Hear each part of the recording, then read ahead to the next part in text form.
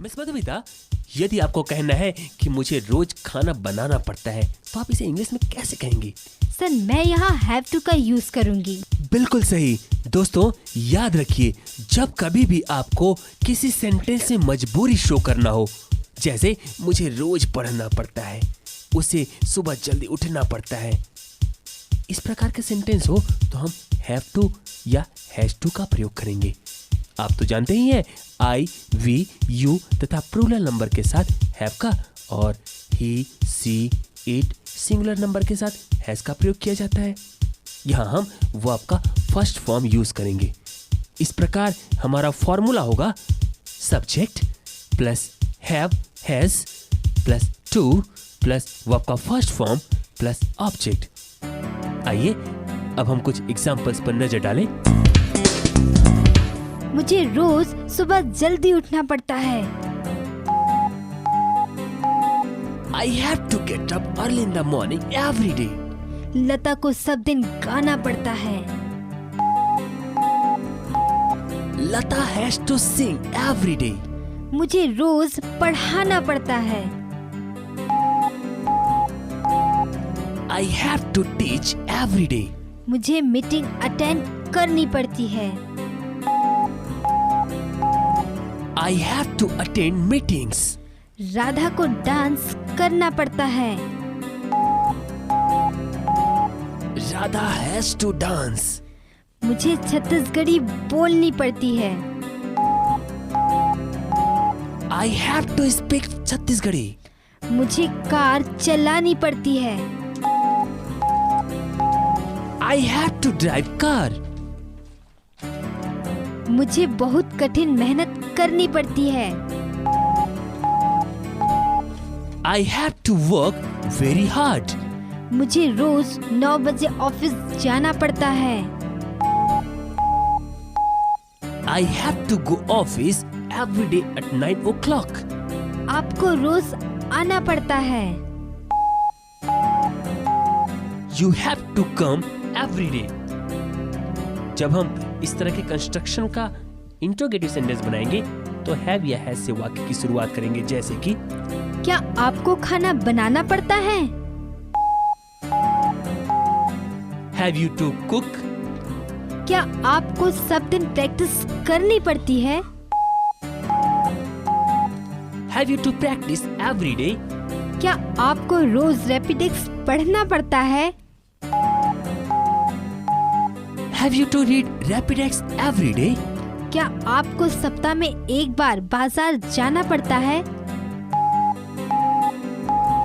Have you to go market once a week? क्या आपको कपड़े धोने पड़ते हैं? Have you to wash the clothes? क्या आपको अपने दोस्तों की सहायता करनी पड़ती है? Have you to help your friends? क्या आपको अपने जूते सब दिन पॉलिश करने पड़ते हैं? Have you to polish your shoes every day? क्या आपको घर में छत्तीसगढ़ी बोलनी पड़ती है?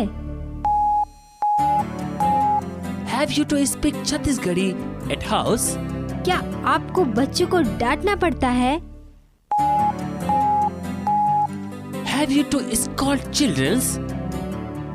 तो ये थे प्रेजेंट टेंस के कुछ वाक्य, लेकिन जब आप इन्हें पास्ट टेंस से बनाएंगे तो आपको हैड का यूज करना चाहिए, जैसे मुझे कल पार्टी अटेंड करनी पड़ी। I had to attend party yesterday. मुझे उसे फोन करना पड़ा। I had to call him. मुझे उसके घर जाना पड़ा। I had to go his house. मुझे रमेश से मिलना पड़ा। I had to meet to Ramesh. मुझे उसकी सहायता करनी पड़ी। I had to help him. मुझे उसे डांटना पड़ा। I had to scold him. मुझे कल डांस करना पड़ा। I had to dance yesterday. मुझे मोना को इनवाइट करना पड़ा। I had to invite Mona. मुझे दोस्तों को ट्रीट देनी पड़ी। I had to give treat to my friends. Manoj को बाजार जाना पड़ा। Manoj had to go market. तो ये थे प्रेजेंट और पास्ट की बात। आइए अब हम चलें फ्यूचर की ओर। फ्यूचर में मजबूरी वाले वाक्यों के लिए हम विल हैव टू का प्रयोग करते हैं, जैसे कि मुझे बॉम्बे जाना पड़ेगा। I will have to go Bombay. आपको प्रैक्टिस करनी पड़ेगी। You will have to practice. आपको रैपिडेक्स पढ़नी पड़ेगी। You will have to read Rapidex. आपको रेगुलर क्लास आना पड़ेगा। You will have to come class regular. आपको इंग्लिश बोलनी पड़ेगी। You will have to speak English. आज मनोज को डांस करना पड़ेगा। Manoj will have to dance today. आज आपको मेरे साथ फिल्म देखनी पड़ेगी। You will have to watch movie with me. उसे पछताना पड़ेगा। He will have to repent. इस साल आपको शादी करनी पड़ेगी। You will have to marry this year. आज आपको फंक्शन अटेंड करना पड़ेगा। You will have to attend function.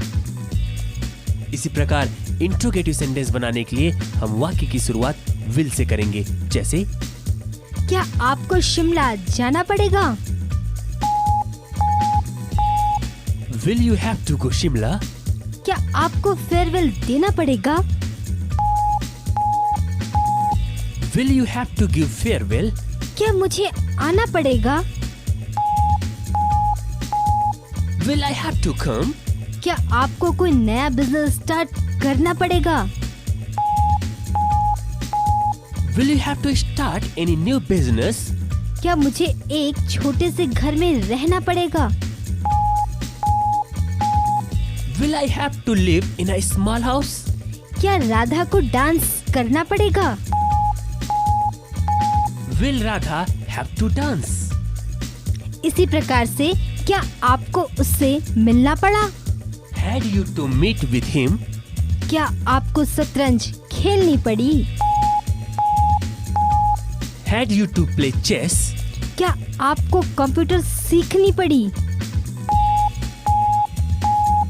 Had you to learn how to operate computer? क्या आपको उसे डांटना पड़ा? Had you to scold him? क्या आपको शराब पीना पड़ा?